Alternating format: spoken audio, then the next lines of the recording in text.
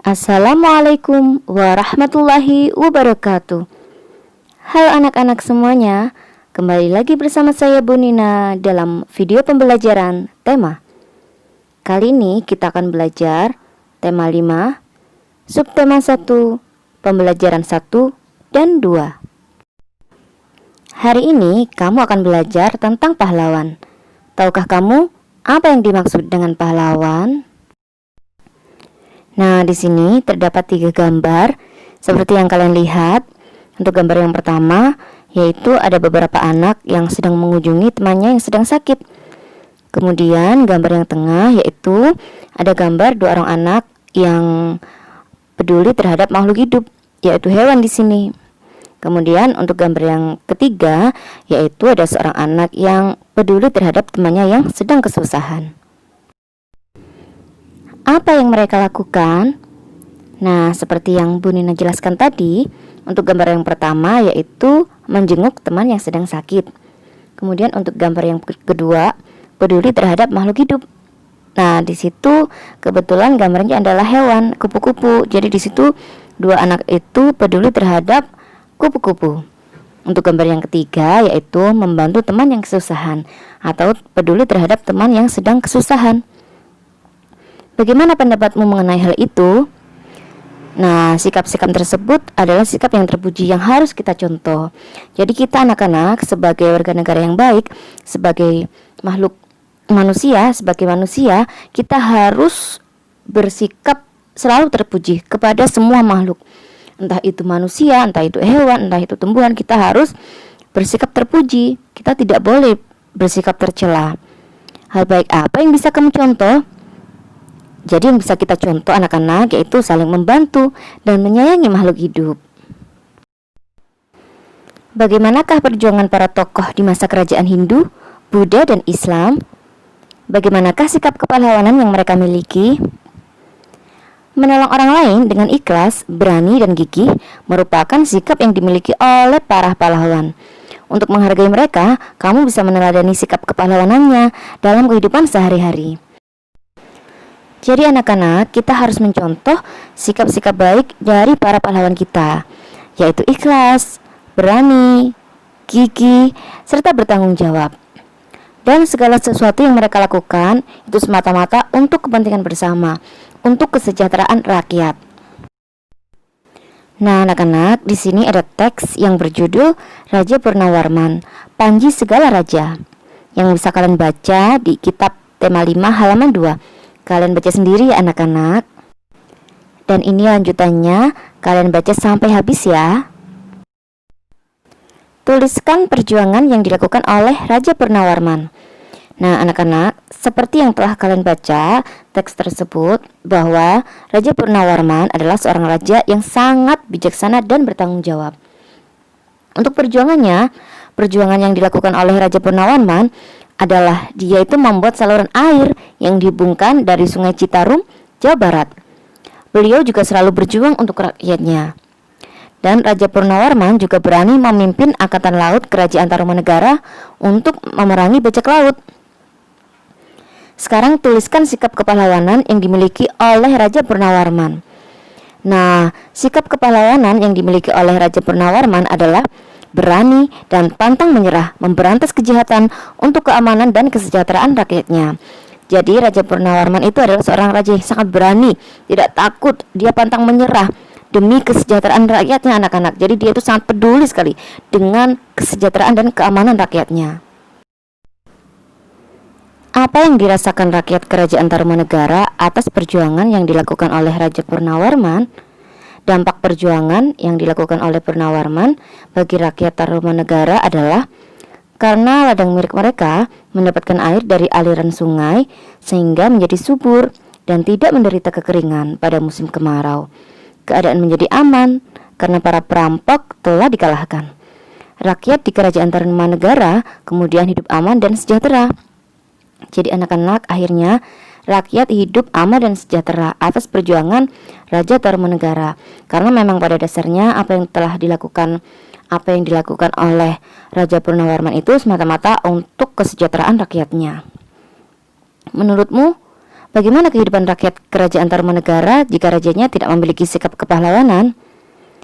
Jika kerajaan Tarumanegara tidak dipimpin oleh Raja Purnawarman, kehidupan rakyatnya tidak akan aman dan sejahtera karena tidak ada yang memperbaiki saluran air dan memberantas perampok. Tetapi mungkin saja akan ada tokoh lain yang melakukan hal tersebut. Jadi itu tergantung pemimpinnya juga ya anak-anak. Kalau pemimpinnya itu seperti Raja Purnawarman, insya Allah rakyat akan menjadi aman dan sejahtera.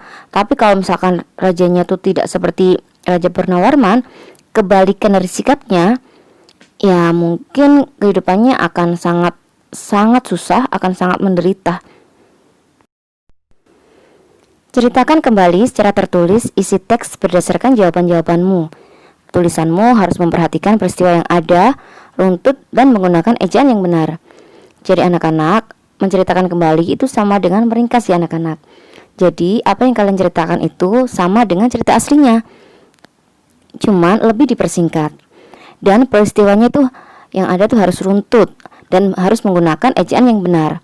Seperti Raja Purnawarman adalah raja kerajaan Tarumanegara yang hidup di masa kerajaan Hindu. Karena Raja Purnawarman, rakyat kerajaan Tarumanegara hidup aman dan sejahtera. Raja Purnawarman adalah raja yang berani melawan kejahatan, pantang menyerah, dan cinta rakyatnya karena telah berjuang dengan gigih membela rakyatnya. Beliau memimpin armada laut untuk menumpas perampok yang merajalela. Sebagai wujud kecintaan rakyat kerajaan Tarumanegara kepada Raja Purnawarman, telapak kakinya diabadikan dalam bentuk prasasti yang dikenal sebagai Prasasti Ciareteun. Seperti itu ya anak-anak.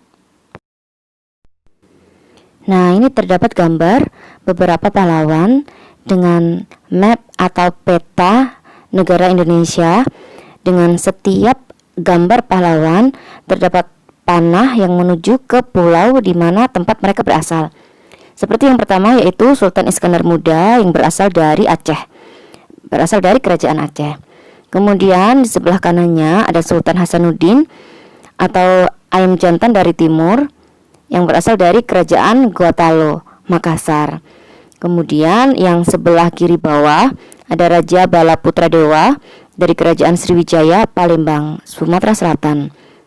Kemudian di sini ada Prasasti Ciareteun, peninggalan kerajaan Tarumanegara Bogor, seperti yang kalian baca tadi, yaitu Raja Purnawarman. Kemudian untuk yang sebelah kanan ada Mahapati Gajah Mada dan Raja Hayam Wuruk dari kerajaan Majapahit. Nah, kan harus mengenali anak-anak nama para pahlawan kita dan dari mana mereka berasal dan dari kerajaan apa. Dan sekarang kita akan belajar mengenai sifat-sifat cahaya. Untuk yang pertama yaitu cahaya merambat lurus. Nah anak-anak, seperti yang kalian lihat pada gambar ini, yaitu sebuah percobaan menggunakan 3 karton tebal dan lilin. Kemudian kalian lubangi bagian tengah ketiga karton tersebut ya. Jadi di tengahnya tuh kalian lubangi. Kemudian letakkan karton-karton dengan posisi 3 lubang tersebut sejajar dengan cahaya lilin tepat di belakang lubang. Kemudian perhatikan apa yang terjadi. Lalu coba menggeser posisi setiap karton sehingga setiap lubang menjadi tidak sejajar. Perhatikan perbedaannya. Jadi anak-anak, ketika kalian letakkan karton-kartonnya tersebut itu sejajar, maka cahayanya akan merambat lurus karena dia merambat lurus anak-anak. Jadi dia akan menembus. Nah, kalau kalian menggeser salah satu dari kartonnya tersebut, maka cahayanya tidak akan menembus sampai ke arahnya. Kemudian untuk percobaan nomor 2 yaitu cahaya menembus benda bening, yaitu percobaan dengan menggunakan cahaya matahari atau bisa juga dengan cahaya senter. Kemudian ada gelas atau benda-benda transparan atau bening, benda-benda berwarna gelap dan benda-benda bening tetapi berwarna. Letakkan peralatan seperti pada gambar. Arahkan cahaya ke tembok berwarna putih. Perhatikan apa yang terjadi. Nah anak-anak, seperti yang kalian lihat di gambar ini, bahwa gelasnya ini adalah gelas bening. Jadi bendanya bening. Kemudian ketika dipancarkan cahaya senter, maka cahaya tersebut akan menembus anak-anak karena ini benda bening. Karena cahaya sifatnya menembus benda bening. Kemudian untuk percobaan yang ketiga yaitu cahaya dapat dipantulkan. Percobaan menggunakan dua cermin datar dan senter. Coba pantulkan cahaya senter menggunakan cermin. Coba berbagi posisi cermin yang berbeda dan gunakan lebih banyak cermin. Amati apa yang terjadi pada cahaya pantul. Nah, anak-anak, di sini kalian sediakan dua cermin datar. Kemudian kalian pancarkan cahaya senter ke salah satu cermin datar tersebut. Pasti di situ kalian akan lihat bahwa cermin tersebut, cahaya senter tersebut akan memantulkan, akan berpantul ke cermin yang satunya, ke cermin datar yang satunya. Karena di sini sifat cahaya itu dapat dipantulkan anak-anak. Kemudian untuk percobaan yang keempat yaitu cahaya dapat dibiaskan. Percobaan menggunakan pensil yang setengah bagian panjangnya berada di dalam gelas berisi air. Amati pensil dari sisi samping luar gelas. Bagaimana penampakan dan besar pensil dibanding aslinya? Jadi anak-anak, di sini seperti yang kalian lihat bahwa di sini pensilnya itu terlihat patah kan? Tapi sebenarnya tidak. Ini sebuah contoh bahwa cahaya dapat dibiaskan anak-anak. Nah, kalian baru saja mempelajari 4 macam percobaan mengenai macam-macam sifat cahaya, yaitu percobaan cahaya merambat lurus, percobaan cahaya menembus benda bening, percobaan cahaya dapat dipantulkan, dan percobaan cahaya dapat dibiaskan. Nah, anak-anak, setelah itu kalian pelajari ya, apa sih tujuan percobaan dari masing-masing percobaan tersebut? Apa sih tujuannya? Kemudian kalian pelajari juga apa saja alat-alat dan bahan-bahannya, bagaimanakah langkah kerjanya, kemudian hasil pengamatannya. Kalian pelajari secara teliti ya anak-anak, supaya kalian memahami dan mengetahui. Lalu, apa sih kesimpulannya?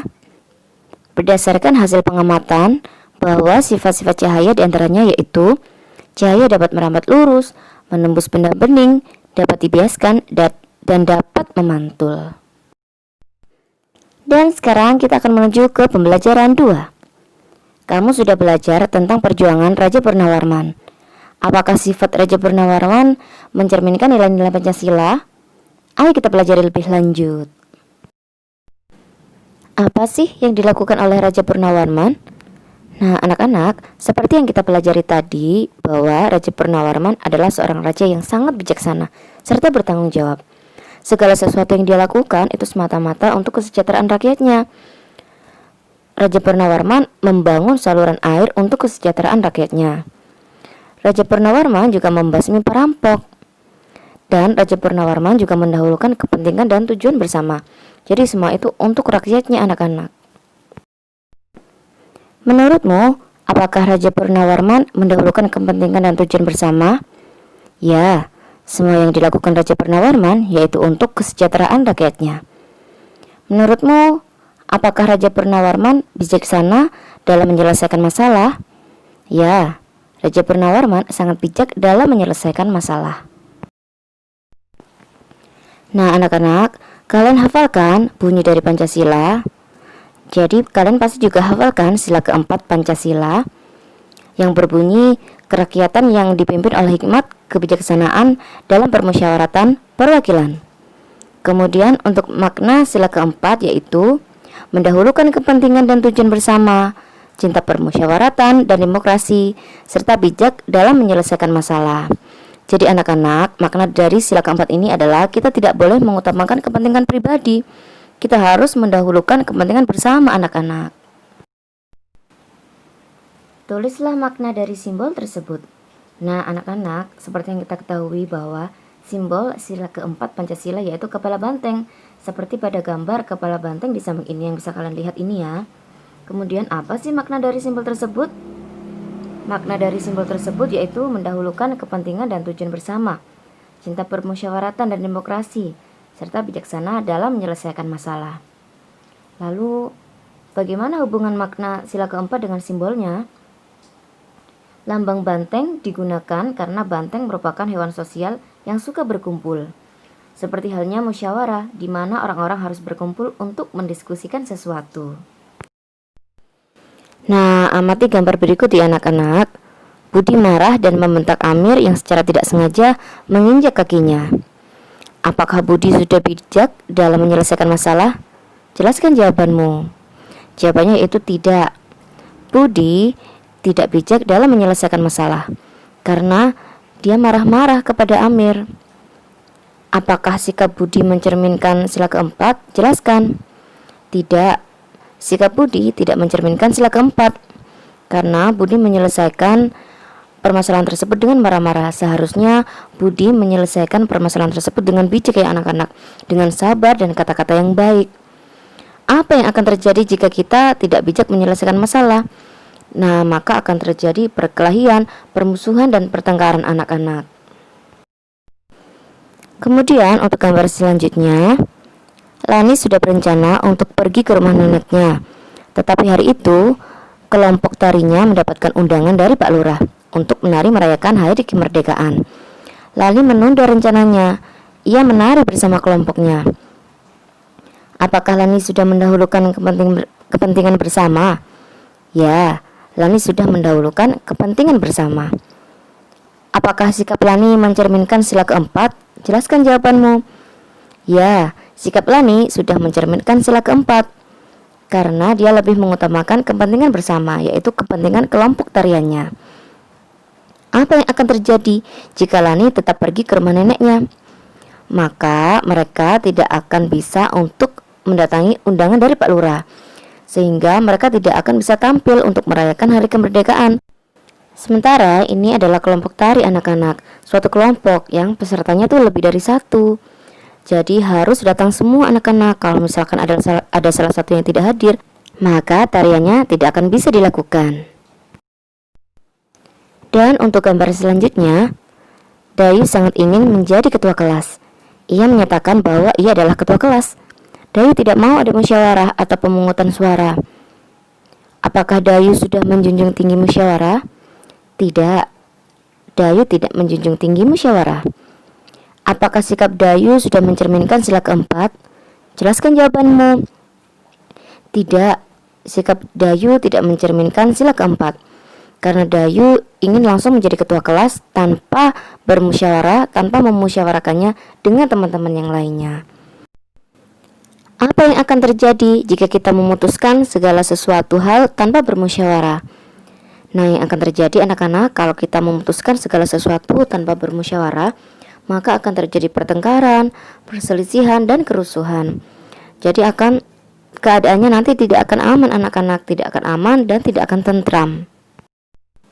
Dan sekarang berilah contoh sikap dalam kehidupan sehari-hari yang sesuai dengan sila keempat Pancasila. Contohnya seperti menghargai hasil musyawarah, ikut serta dalam pemilihan umum, pilpres, dan pilkada, memberikan kepercayaan wakil-wakil rakyat yang telah terpilih. Yang menjadi wakil rakyat juga harus mampu membawa aspirasi rakyat, dan kita tidak boleh memaksakan kehendak kita kepada orang lain. Nah, di sini ada lirik lagu yang berjudul Maju Tak Gentar.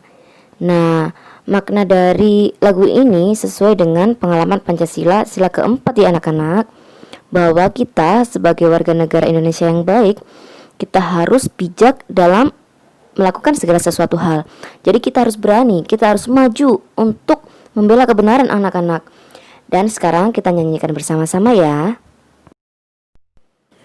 Maju tak gentar, membela yang benar. Maju tak gentar, hak kita diserang. Maju serentak, mengusir penyerang. Maju serentak, tentu kita menang. Bergerak, bergerak, serentak, serentak, menerkam, menerjang, terjang. Tak gentar, tak gentar, menyerang, menyerang, majulah, majulah, menang. Dan sekarang tugas kalian yaitu menyanyikan lagu Maju Tak Gentar. Kalian perhatikan ya nada-nadanya, kalian nyanyikan dengan baik. Jangan lupa kalian harus selalu rajin belajar membantu orang tua, sholat 5 waktu, mengaji, dan tetap semangat. Serta lakukan hal-hal baik sebanyak mungkin. Semoga kalian sukses selalu. Terima kasih. Wassalamualaikum warahmatullahi wabarakatuh. Bye-bye.